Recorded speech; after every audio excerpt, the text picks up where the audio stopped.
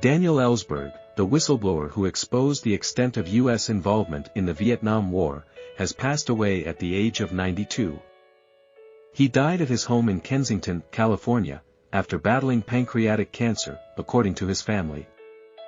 Ellsberg gained notoriety in 1971 when he leaked the Pentagon Papers, a collection of government documents that revealed the deception and misconduct of multiple U.S. presidents during the war.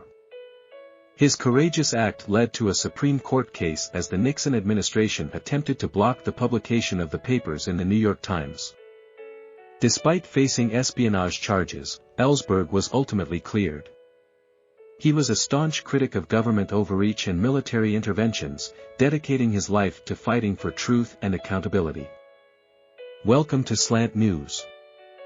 If you want to support, you can subscribe to our channel. Daniel Ellsberg's opposition to government misconduct grew during the 1960s while serving as a military analyst and advisor on nuclear strategy for the White House. The evidence for the attack on our ships was unequivocal. He was not calling for a response or resolution on the basis of a possible attack or a probable attack, but there was unequivocal evidence of attack. That was false. I knew that was a lie. To release the Pentagon Papers, which contained 7,000 pages of evidence contradicting the government's public statements on the war.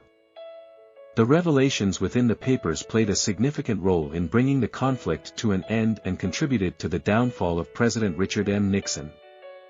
Regarded as the grandfather of whistleblowers, Ellsberg's actions had a profound impact on public opinion and set a precedent for the protection of press freedom.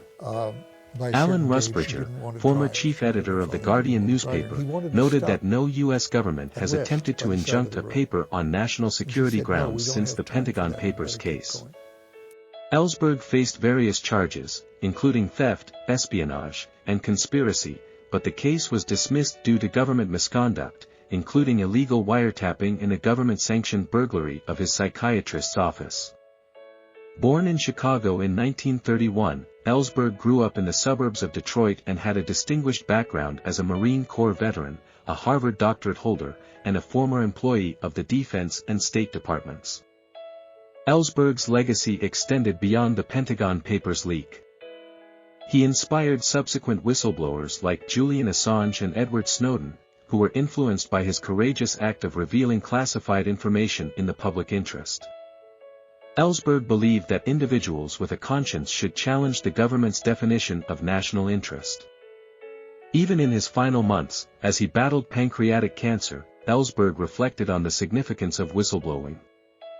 In an email to the Washington Post, he expressed his willingness to accept a lifetime behind bars if it meant hastening the end of the Vietnam War. Despite acknowledging that whistleblowing alone has not made the government more honest, he argued that in dire situations where the survival of billions of people is at stake, taking the risk and having even a small chance of making a positive impact becomes an obligation. Daniel Ellsberg's courage and commitment to truth-telling will be remembered for generations to come. His pivotal role in exposing government misconduct during the Vietnam War and his influence on subsequent whistleblowers solidified his place in history as a champion of transparency. He was not calling for a response or resolution on the basis of a possible attack or a probable attack, but there was unequivocal evidence of attack. That was false. I knew that was a lie.